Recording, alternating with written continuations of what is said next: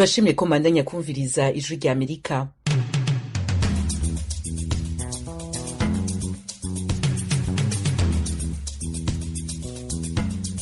radiyo ijwi rya Amerika isamira na Washington DC mu Kirundi no mu Kinyarwanda. Mu Burundi muriko mutwumva ku mirongo migufi ya shortwave kuri metero 19 na 22. Mu Rwanda tukaba kuri FM 104 n'ibice bitatu vy'ijwi rya Amerika.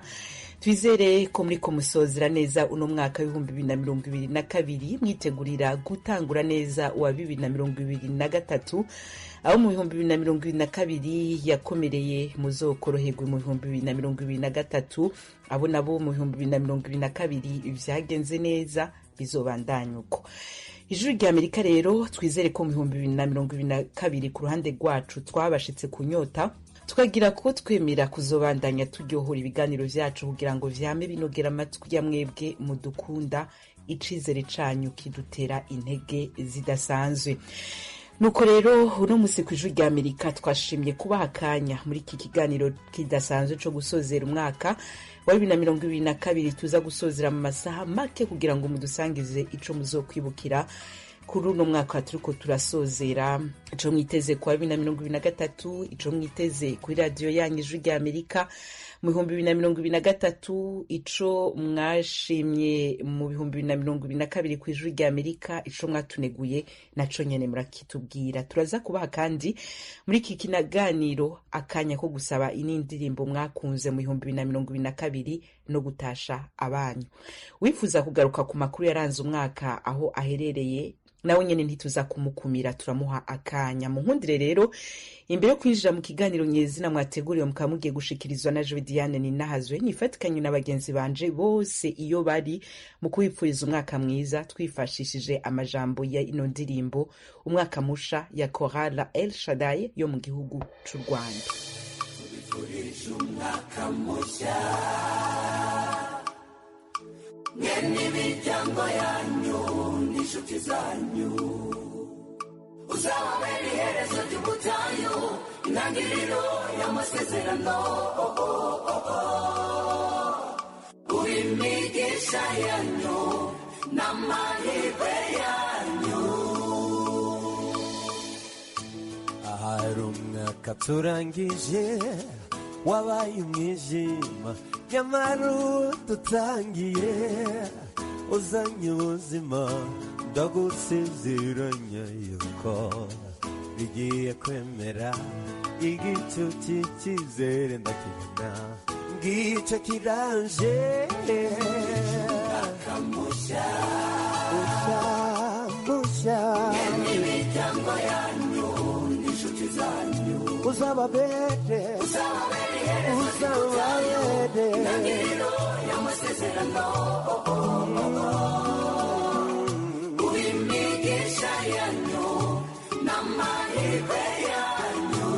Uyu mwaka dutangiye umwaka musha uzababera umugisha, imiryango yanyu n'inshuti zanyu muzahahe uzababere intangiriro y'amasezerano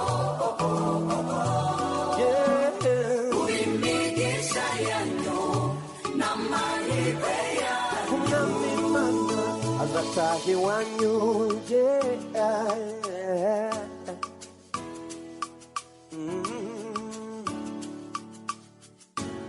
Happy New Year. Aka karirimbo umwaka mushasha twizere ko kabanyuze aho muri ko muratwumva muherereye inshuti bakunzi b'ijwi rya Amerika.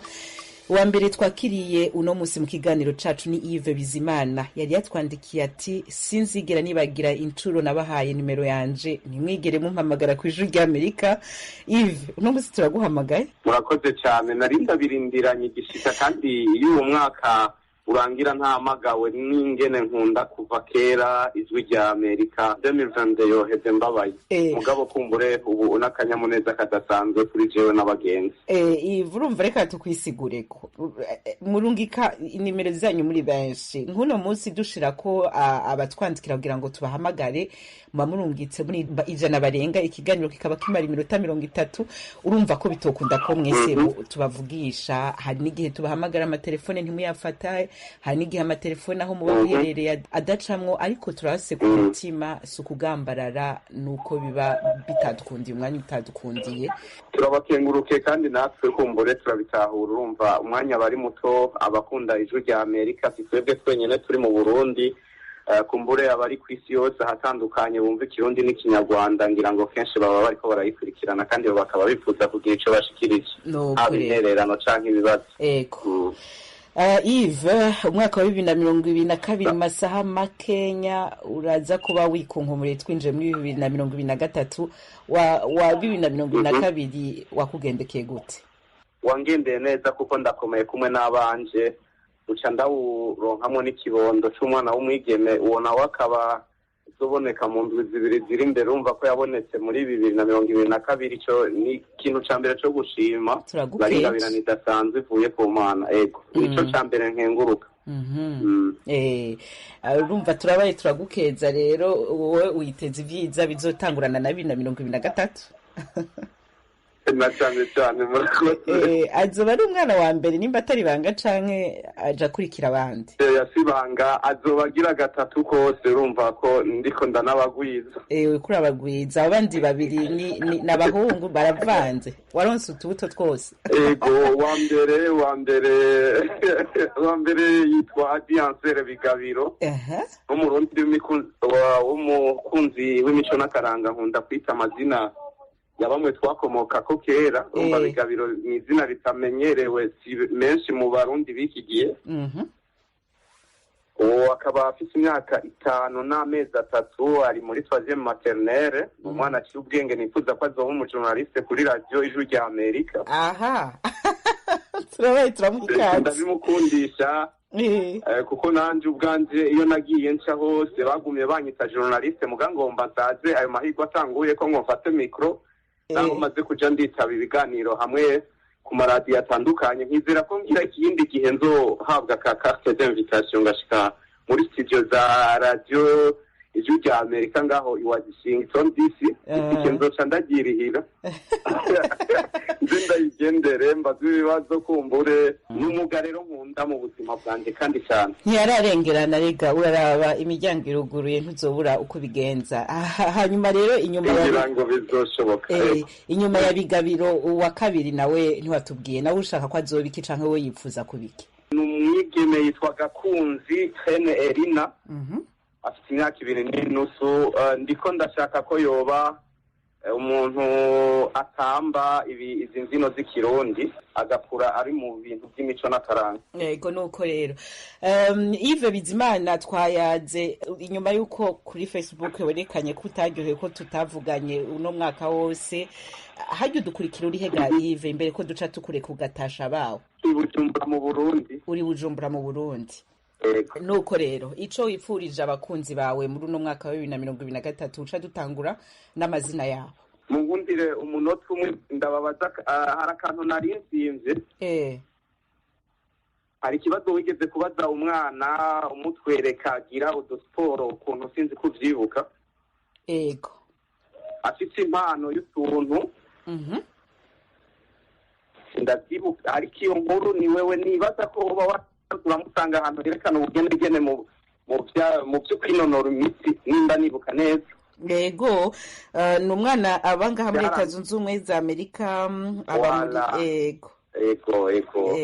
Narabaye tushe cyane kuko nanje iyo mfura yanje wumva akora ibirengeye ujya mugancangira nti ese umunyamakuru yaba mu Burundi nociye nigora nkamuhamagara akaza kandabira utugenegene ari karagira amasiporo.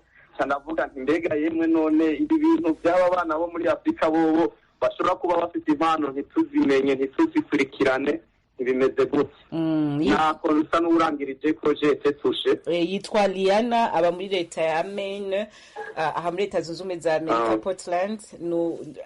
Nawe nyene urazi ko yavuze ko akiri mu Burundi byagorana ko bamenye impano afise, ariko ni mwebwe bavyeyi nkuko umuvyeyi we Aimable Nduwayezu yabivuze, ni mwebwe bavyeyi bo kubakundisha mukanabereka inzira kugira ngo bashobore kukura babikunda hama bazogera aho bashitse. Turamuteye intege rero. Uwo mwana ni uwa mbere canke n'uwa kabiri? Ubu wanje ni imfura, akagira utuntu twinshi tujanye na siporo twinshi, mbona ko sinzi ko yovamwo iki canke kiriya, sindi umuhinga mu vy'ukunonora imitsi mugabo ndiko ndamubonamo kazoza gakomeye mu bijanye no kwinonora imitsi mu bijanye n'ibi vya siporo. Reka turemeye ko tugumana nimero yawe, tuzobarondera mu ikiganiro nubwo tutemere gukora mu Burundi. Murashobora kuduha ikiganiro mu majwi canke mukadufatira n'udufoto n'utuvideo mukatuturungikira ku Ijwi rya Amerika tugasangiza abakunzi bacu, gutyo ntihabura n'uvuga ati uyu mwana reka tumushigikire, haba mu kumutera intege, haba mu kugira iki, sivyo ga Yves? Nabikenguruka wanagomba kuko nibaza umwanya wose notanga ikiganiro bidafatiye ku vya politike, nibaza ko ataco biba bitwaye. Ntaco bitwara n'ivya politike, si bibi ko bivuga ikibi no kuca muri politike kugira ngo ugire nabi. Ego cyane. Nuko rero abo utasha nabo wipfuriza umwaka mwiza mu 2023 Yves. Uwa mbere we n'umuvyeyi aba yaranyibarutse. Mbabare Mpore Petroni, ngira ngo arashobora kuba nyumva canke azonyumva, ari Kirambi. Ubwa kabiri n'umukenyezi wanje Odeta n'amahoro. Nca ntasha ibibondo vyanje, hama nkacani ntasha abagenzi, abo dukorana, inshuti, abagenzi n'abandi. Akaririmbo tuca tugenda muri kandi k'ikirundi muzokavuza ati na ka Madame Rose, nimba nibuka ati ndavuga simvura ntuze ubanyumviriza, ikibwirwa n'icumva. Sinzi ko mukumva ko karirimbo. Ndavuga simvura yemwe murantunga. Reka tukakuronderera. Ikibwirwa n'icumva twaragendanye turayaga turatwenga muhungu turikundanira, waranyororombye uragenda ntiwansezera, uyora wasese vyaraheze, ntutambuze mugenzi wiyandarire. Ndayikunda cane. Okay, reka duce tukagutura rero kakuryohera n'abawe Yves Bizimana. Turizeye ko ico twita esheke, sina esheke ko vyaratugoye mwamugi benshi mushaka ko tubavugisha. Turizeye ko ako kantu wagumanye ko tutakuvugishije baheze no munsi karaheze, ahubwo ngiye kuzogwiza umwanya nahora nja ndayumviririza mu Kirundi, mu Kinyarwanda, mu Gifaransa n'ibindi, ngume ndayikurikirana kumbure mpimirize n'abagenzi bayumvirize kurusha uko twahora. Ego urakoze. Akaririmbo ndavuga simvura akace kakuryohera. Murakoze gose.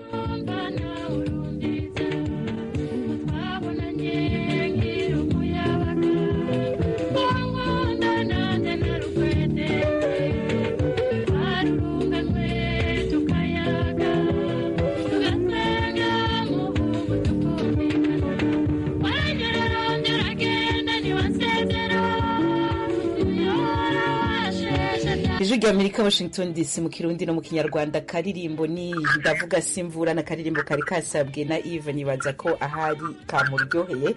Ku murongo wa telefone wundi turi kumwe na Jean Mugisha, ikaze ku Ijwi rya Amerika. Mwagize neza namwe mwize neza. Ego turakomeye. Uherereye hega Jean Mugisha? Uherereye mu gihugu ca Zambia. Jean Mugisha, udukure muri yo parleur nimba twirimo kuko amajwi ariko aratugarukako. Kingira ubuyoba bisa n'ibyagabanutse. Ego turumva bigabanutse. Jean Mugisha rero uti muri mu gihugu ca Zambia? Mu gihugu ca Zambia, i Lusaka. Ku murwa mukuru. Uriko uheraheza gute umwaka wa 2022? Uriko witegura gute wa 2023? Uko turawitegura, turawuheraheza ngire nkuko twawo. Ahora nyine kwa gusa umwaka wa 2022 n'uwagoranye bivanye n'ibihe cyane cyane byo kuri iki gihe ndende ko ari crise economique yasa n'iri ku isi hose yabaye ibaye kuri crise ya corona yahabaye.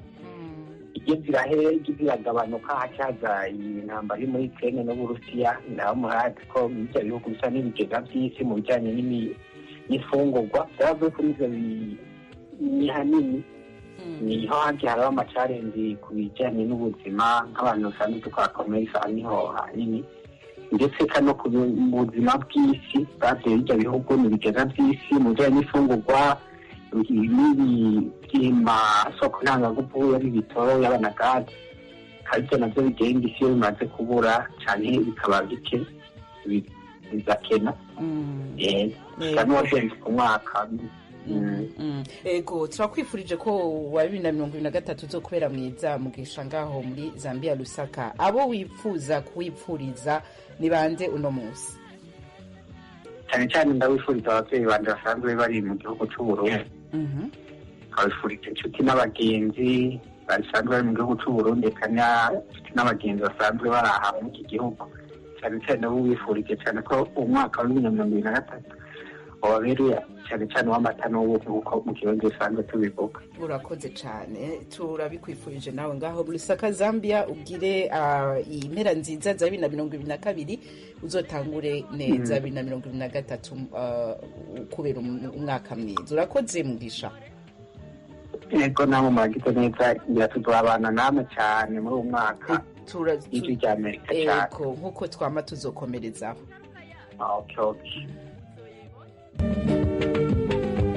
Ukurabye cyane akubwiriza kwikwiza nyabunike buke. Ijwi rya Amerika Washington DC mu Kirundi no mu Kinyarwanda. turacabandanya twakira abatandukanye batunkiye amanimero ya telefone. turase na Frank Dukuze. Frank, ikaze ku Ijwi rya Amerika. Murakoze, turabashimiye. Uherereye ga Frank? Turereye muri Kivu y'Amajyaruguru, bita Igoma, muri Repubulika Iharanira Demokarasi ya Kongo. Igoma hameze gute? Muriko musozera gute umwaka w'2022? Ino mwaka turugusoza nabi cyane, hejuru y'intambara iriko iraba hano y'abarebere ba M23. Mu by'ukuri ntabwo twababwira nk'ijwi rya Amerika ngo twebwe umwaka turagusoza neza, oya, hejuru ko turi mu ntambara. Mu by'ukuri no kudusengera nk'icyo muri rusange. Ni ukwihangana, turizera ko mu 2023 hazoba hari umutekano mu bice bitandukanye. Ijwi rya Amerika turi kubasaba mutubwirire kandi muzi byose ko abari guteza ino ntambara ari abaturanyi bacu mu gihugu cyo hakurya. Mu by'ukuri bahagarika izo ntambara ziyo kugira ngo natwe tugire umutekano, turi abantu nk'abandi. Ayo makuru ntitwahagarara kuri ko leta y'u Rwanda ibihakana, ariko none ukipfuza ko hokorwa iki ku bwawe kugira ngo umutekano muke umaze igihe muri Repubulika ya Demokarasi ya Kongo uhere mube mu mahoro ga Frank? Tubona ko ari ibintu bya politike, ibintu donke bidafite agaciro. Babireke tubane neza mu mahoro, amoko yose tubane mu byishimo. Nuko rero hanyuma ukaba ushaka ko kwipfuriza nde umwaka mwiza wa 2023?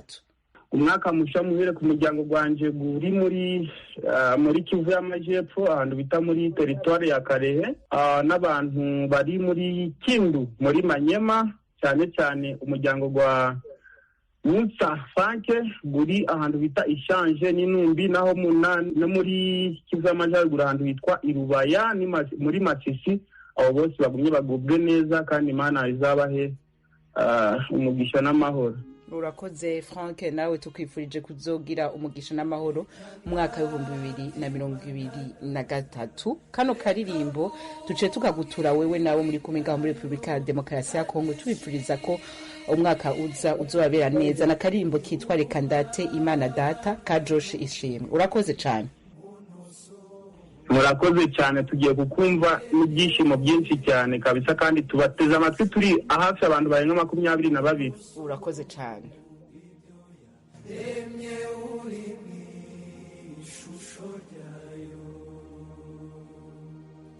Zajani amazuraho mu gitondo uko mbyutse, ni dawe nyir'umuntu ngushimiye kuramuka, marayika murinzi mwiragije uyu munsi, marayika murinzi mwiragije uyu munsi,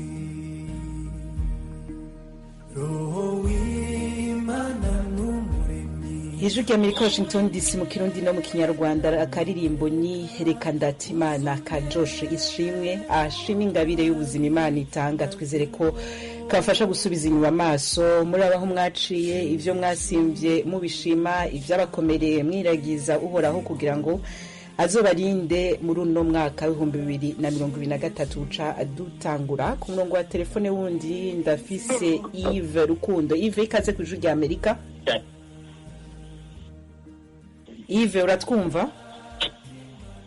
Ego ndabumva, nizera ko muri amahoro. Ego turaho turashima. Muhererega Yves? Ndi mu gihugu cya Kenya mu gisagara cya Eldoret. Kenya muri ko musozera gute umwaka w'ibihumbi 2022? Hano kuri turashima Imana cyane kuko tubereye mu kwezi kwa mbere kugera kuri uno munsi turi bazima, turakenguruka rwose.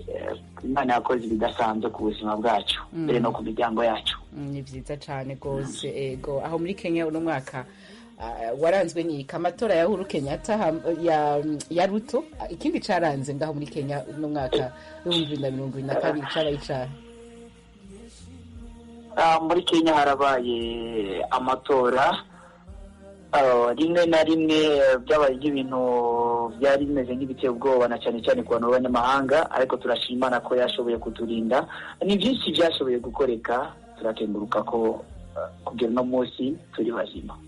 Habaye byinshi cyane. Hama mukitega iki mu 2023? Ku ruhande rwanjye nizera ko ari umwaka udasanzwe kubera ko buri mwaka mfite uburyo mpangamo ibintu nkavuga nti umwaka ngomba gukora ibi gutya na gutya. Paul Rumasi ndashobora gupanga neza ibyo nzokora muri ibyo nifuza kugera muri 2023, ariko naho nizera ko uzoba udasanzwe. Nuko rero hanyuma abo wifuriza umwaka mwiza ni banje ga Yves? Ndifuriza umwaka mwiza abantu cyane cyane bagize umuryango wanje, umuryango wa Ndeze Bujumbura, imiryango mfise Ingozi, hari umupapa yitwa Hitimana Benjamin yagiye arampaye impanuro zidasanzwe kuva kera. Ndavuga mwarimu waje mu ishuri rya business class witwa Ngendakumana Patrick, na Pastor Edmond Nkengurutse Bujumbura. Ndamaze umwaka utari umwaka urenga ndi mu bisagara ndi muno munsi. Hariho umuntu w'umupapa yakoze bidasanzwe kugira ngo nkore business sanzwe ndiko ndakora, ari we yanyinjijemo, yitwa Mihigo Prudence. Yakoze bidasanzwe, nawe ndamushimira cyane. Indirimbo ndayitura umuntu adasanzwe, amenya ko nariye, amenya ko navyutse amahoro cyangwa ko niriwe amahoro. Nashimye kuvuga izina ankunda ngira gusumba abandi bantu.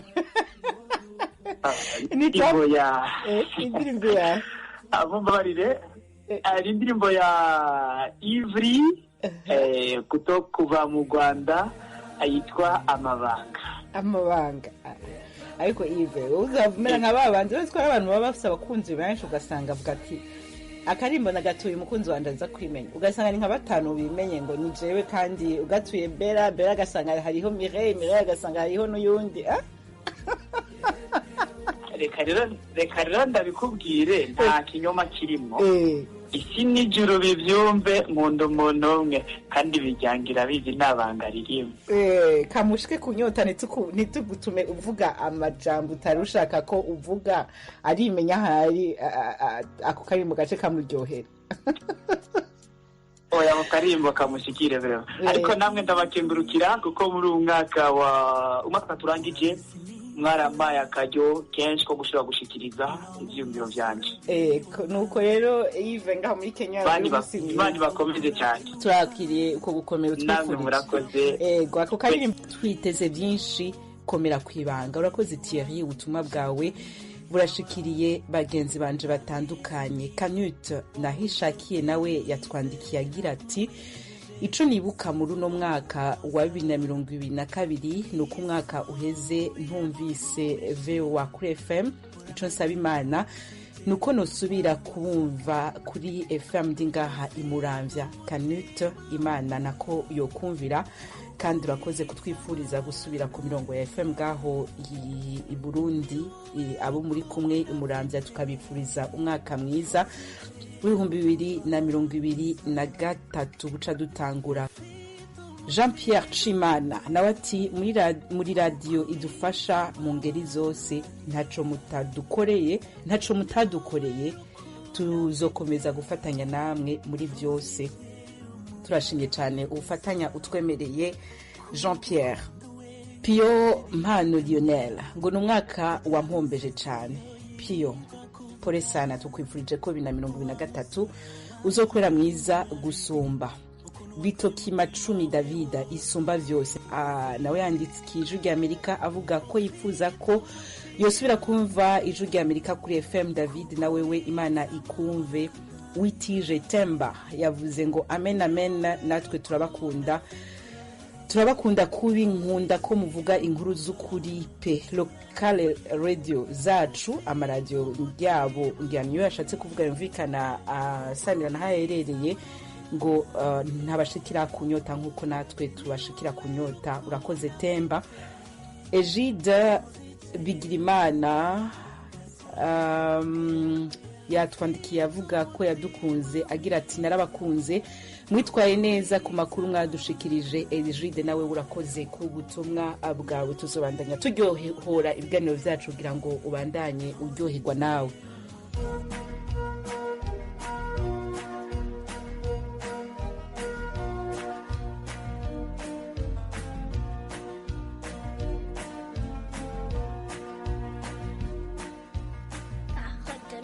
kurashize unse mfashe twishibe dukure mimigo twahize tubabaye muramenye nimwibeshye Imana ntiyibagirwa kandi niza kwibagirwa mu gihe cyose ukiriho.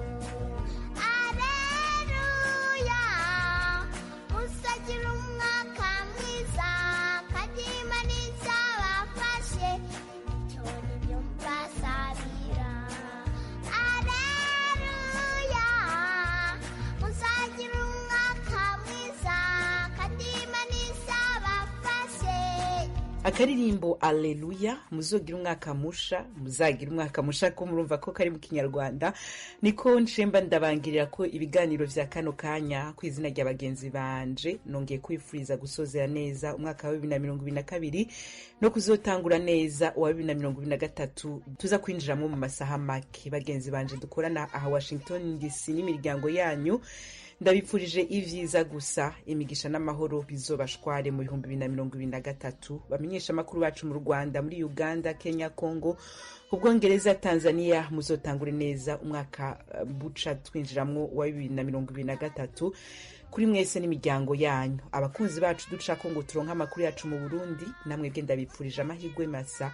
Kuri mikro mwari kumwe na Joy Diane ni nahazwe nabateguriye ndabashikiriza nongera negeranya amajwi ya kino kiganiro. Yakoze Etienne Karekezi yarampagarikiye. Twese twongere tubipfurize kururanirwa mu byo murimo byose no kuzuranirwa cane mu mwaka wa 2023 twijamwo mu masaha make.